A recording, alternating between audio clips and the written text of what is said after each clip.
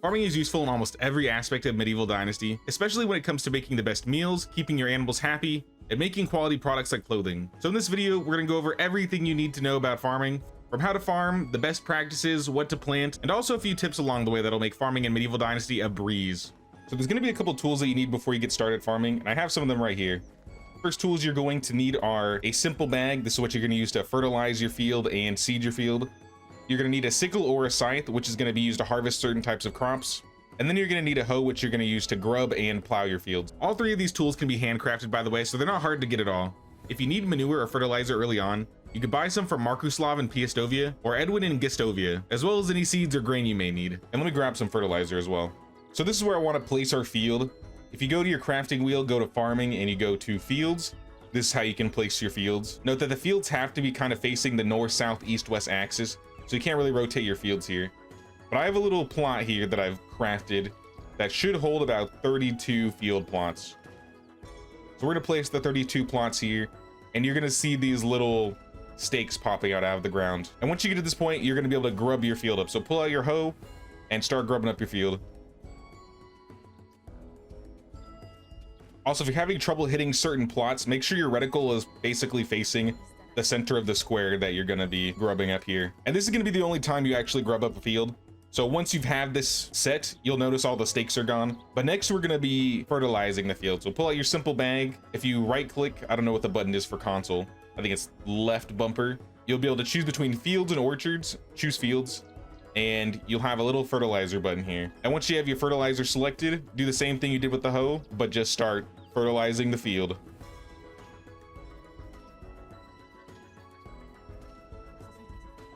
Now you might break some tools while doing this, so you may have to make a couple extra. I just broke my first simple bag, so keep that in mind. We'll probably also be breaking our wooden hoe here. But now that we have the field fertilized, we need to now plow it one more time. So same thing with your hoe, it's similar to grubbing, just do the same exact thing. And just like that, you have it all fertilized. So once you get to this step, you're gonna pull out your bag again and go back to fields, and you're gonna see all these options of things to plant. So this is spring, so the only thing that you won't be able to plant is rye. And if you're not able to plant it, it'll have an X there. So don't worry if you're worried that, if you plant something, it won't actually harvest. It'll have an X on there, so it won't even let you be able to plant it in the first place. But the things we can plant this season are wheat, oats, flax, carrot seeds, cabbage, beetroot, onions, and poppies. Like I said, we're gonna do all of them just to show them off, because as you'll notice, if you look at wheat right here, you can see how it says spring to autumn and then autumn to summer. That basically means you can plant wheat in the spring and in the autumn. So some things like flax, it'll only take one season. You plant in the spring and then it's ready in the summer. But some things like beetroot seeds, for example, or even oat grain, it'll take an extra season before it's able to be harvested. And there is the seeded field. This field is complete. As you can see, we have wheat here, oats, 4 flax, 4 carrots, cabbage, beetroot, onions, and poppies. So we have everything basically planted and ready. You don't have to do anything else after this. There's no maintenance, there's no watering. It's just fertilize, plow, and seed, and then just wait. So if you got some time and you want to get a head start on getting some extra fertilizer, I recommend looking for berry bushes and picking up as much berries as you possibly can. So depending on how many fields you have, try and get around 10 berries per plot. If you have inspect mode, it'll make it a lot easier. If you go to your survival skill, there's going to be survival sense here, and it'll basically upgrade your inspector mode, allowing you to see stick, stones, mushrooms, feathers, and herbs. So that's basically how I'm able to see or highlight all of the berry bushes. So about 2.5 berry patches later, I have all my berries. Now that we have all these berries, let's go back to the farm. Literally just drop all of them on the ground and just leave them there. And we'll deal with them once the season transitions. And you know what, before the sun goes down, let's actually plant some orchards too, before I forget. So if you also go to buildings, farming, and orchards, this is another thing you can do in addition to fields. So let's just place like 2 right here. It doesn't need to be a lot, but just like your field plots, if you take out your hoe, you can grub up the fields. And then if you go to your simple bag and go to orchard instead of fields, you'll have the option to plant different types of seedlings. So actually, let's plant 2 hops here. So let's plant 2 hops. And just because, let's also plant a couple more orchards over here. So I'll just do 2. We'll swap to orchard, and let's plant apple. So now that we're completely done and it seems like the day is about to end, let's swap to the next season and see what happens. So now that we're officially in the summer, you can see that we've had a lot of growth here. In addition to the fields, we also have the hops plants and some of the apple trees right here. But now that we're able to harvest at least some of these, let's harvest some of the crops that we have. So onions are harvestable by hand, so you can just walk up to them, pick them up, and you'll get some onion seeds in return. So you see we got 10 onion seeds from 4 plots, so we can just replant these next summer and we'll have way more than we did before, and we can just keep multiplying our seeds. Same with cabbage. We get some extra cabbage and we get some extra seeds. So now with the flax, this is going to be something that we're going to have to harvest with a sickle or a scythe. So if you just bring your sickle up to the flax, you can just swing at the flax and you'll gain some flax. With everything else though, like the poppies, the wheat, the oats, the beetroot, and the carrots, these are going to take an extra season to grow.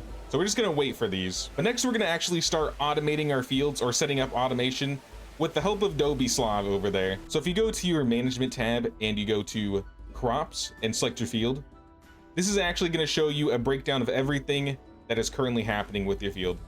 So this current crop status is basically saying there's nothing here because we picked everything, but we have a bunch of other things that are growing right now. Now, if you look at these working schedules, these are actually how you can automate your fields a little bit better. So this is everything we manually planted. So this is just what it's going to have here. And then we have the summer season, and it shows what is going to be harvestable and what is still growing. And then of course with fall, you'll actually be able to see everything that isn't currently harvestable will be harvestable next season. But maybe we want to fill in these extra plots here. So for the summer, obviously we have things harvested, but we don't have anything sowing. So let's sow some extra cabbage. Cabbage is the only thing you can sow in the summer. Over all of the yellow squares, just drag and drop, and it'll actually cut them in half, and you'll add sowing on top of harvesting. So once you save this, now if we go to the fall season, it'll actually show we have some cabbage that will be harvestable. Then once you get to fall, this would be the season I would say just do all rye, like everything just rye in the fall. I don't really ever change that, and I would pretty much recommend you do the same. But now that we have everything set, we need a worker. So like I said, we got Dobislava over there. She is going to work in this farm shed here. So if you go to your farm shed and you click on the sign, you can actually assign a worker, and we're going to look for Dobislava and just assign her to the farm shed. And once she's assigned, she's actually going to walk over to the farm shed, and she's going to look for some work. And her work is going to be based off of what is going on in these crop statuses or these working schedules. So since we're in the summer, there's a couple things that are still growing, obviously, but she doesn't have anything to do with that. That's, you know, we're waiting till next season for that. We already harvested the cabbage, the flax, and the onions, but we did set it to sow cabbage. So since we need to sow cabbage this summer, she's actually going to get everything ready and prepared to do that. So if you don't have anything set and you set somebody to work in a field, they will still fertilize and plow them and get them ready. But unless you actually tell them to plant something specific, they're not going to plant anything. But now that we got Dobislava working, let's get back to this unripe berries that is now 326 rot. Come over to your barn here. If you go to the workbench in the barn, you can actually process all of your rot into fertilizer now. So this is a really easy way, especially early on, to get fertilizer, because it's going to be a while until you get pigs, which is what you use to generate manure to get fertilizer. But if you simply just drop food on the ground and wait in between seasons, it'll actually just rot, and then you can just change it into fertilizer. And this works for all foods. It doesn't have to just be berries. If you wanted to turn the cabbage, for example, into rot, just drop the cabbage on the ground, and by next season, it'll turn into rot. So we'll just leave the cabbage there. But checking on Dobislava, she is still fertilizing, obviously.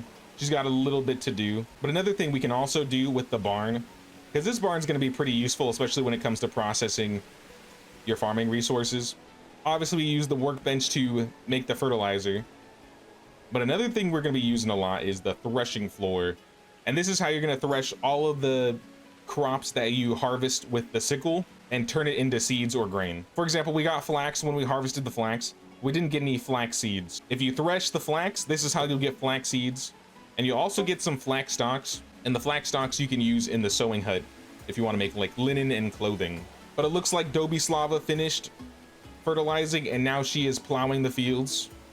Yeah, it looks like Dobislava finished plowing the fields, and now she is sowing cabbage seeds. But once your farmer finishes, you should have some extra cabbage seeds in the empty plots. Everything else should not be touched. And it looks like the day is about to end pretty soon. It looks like Dobislava already went back into her house. So we're just gonna wait till the fall season and continue from there. And now we're in the autumn season. As you can see, we've had a lot of plant growth now. The poppies are ready, the wheat is ready, the oats are ready, the beetroot are ready, and the carrots are ready. So once again, a couple plants are able to be just picked out of the ground. So carrots, you can just do this yourself. Beetroots, you can also do this yourself. But similar to the flax, the poppies, the wheat, and the oats are all going to require a sickle or a scythe. So just like you did the flax, just swing your sickle at it, and you're going to break sickles really quickly, by the way, if you have stone. So as soon as you can get a better sickle, get a better sickle. But once you've harvested everything, you'll notice with the poppies, the oats, and the wheat, we didn't get any seeds back. That is because if you want to get seeds, you have to process them in the barn.